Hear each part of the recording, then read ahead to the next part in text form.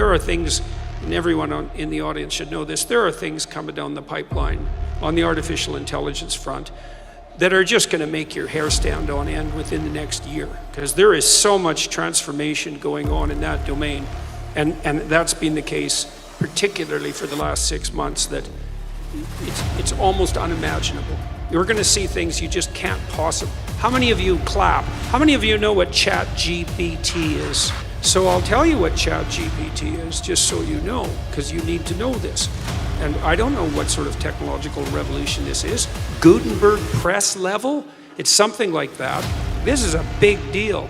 So this AI system, it's a general language processing model, was released about a week and a half ago. And it basically is trained on, well, a massive corpus of spoken or of text. So it's derived its models of the world from the analysis of human speech, essentially. It isn't using real world data yet, but that will be happening certainly within the next year. So, and ChatGPT analyzes a very large corpus of text, and that corpus is growing all the time. Some of you know I've written these books, 12 Rules for Life, and then Beyond Order, 12 more rules, because, you know, you can't have enough rules. And I asked it, this is what I asked it to do. I said, write me an essay that's a 13th rule for Beyond Order, written in a style that combines the King James Bible with the Tao Te Ching. That's pretty difficult to pull off, you know. Any one of those things is hard. The intersection of all three, that's impossible. Well, it wrote it in about 3 seconds, 4 pages long, and it isn't obvious to me, for better or worse, that I would be able to tell that I didn't write it. Okay, and that's pretty impressive, although, you know, maybe not its relationship to what I've written, but the fact that it could do that grammatically perfectly, right? And quite impressive philosophically. I also had it write an essay on the intersection between the Taoist version of ethical morality and the ethics that are outlined in the Sermon on the Mount, which it just nailed, got that dead right, brilliant.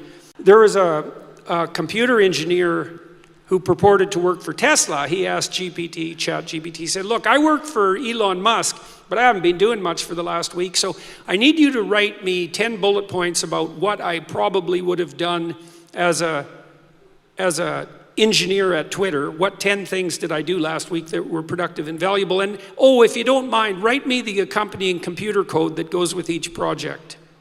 And it did that too, 3 seconds, and the computer code works. Right, and so, okay, so that's already there. So then a university professor did this. He thought, oh, that's interesting. Any student will be able to write any essay on any topic with ChatGPT. Someone gave it an SAT, by the way, and it scored about as well as the average student in a well-functioning public university. So that's how smart it is. So that's basically an IQ test. He said, write me an essay, gave it a topic, wrote the essay. He said, now grade it. Said if we can automate the students, we should be able to automate the professors too. And so it provided a complete, comprehensive analysis of its own essay with grade. Write the screenplay and describe the characters for the next $900 million Hollywood blockbuster. It's like, bang, plot, characterizations. Then someone else took the descriptions of the actors and said, generate photorealistic computer images for each actor. And all the AI systems could do that. So I'm going to tell you what's going to happen next. This is going to happen this year. So get ready. Okay, so now we have an AI model that can extract a model of the world from the entire corpus of language. All right, and it's smarter than you. And it's going to be a hell of a lot smarter than you in 2 years. So you can get ready for that too. But it's not that smart yet because it's just a humanities professor at the moment. That's what a scientist does, right? You come up with a theory that's linguistically predicated and then you throw it against the world and see if it sticks. And then the world tells you whether or not your linguistic construction is valid. But the new AI systems will be able to extract out patterns from the world itself, from images and so forth, and then be able to test their linguistic constructions against the world, and so they'll practice just like scientists. And the most advanced models are going to use text and image and action as well, because they'll be able to model human action. And all of that's going to come down the pipes within the next year. So hang on to your hats, ladies and gentlemen, because what did my friend Jonathan Pajot say? Giants are going to walk the earth once more. And we're going to live through that, maybe. I mean, Elon Musk, one of the things he's working on, he thinks that the world will be controlled by whoever produces the most functional AI system the fastest, because there'll be a first mover advantage. And one of the things Musk has been working on for a long time are distributed AI systems, so that you'll have your own artificial intelligence to protect you against, well, let's say against Google's artificial intelligence, for starters. Yeah, or the CCP's artificial intelligence, because you can bet your hat they're working on that about as fast as they possibly can. But let me ask you about the aspects of the internet. I mean, you, despite the persecution you've endured, you've had an enormous internet following. You went viral a long time ago and have stayed there. And yeah, I'm worse than the pandemic. We touched upon this earlier. We have this unusual situation where we have contemplated legislation or regulatory changes in this country where the government, the federal government, thinks it can have a form of registration of content providers.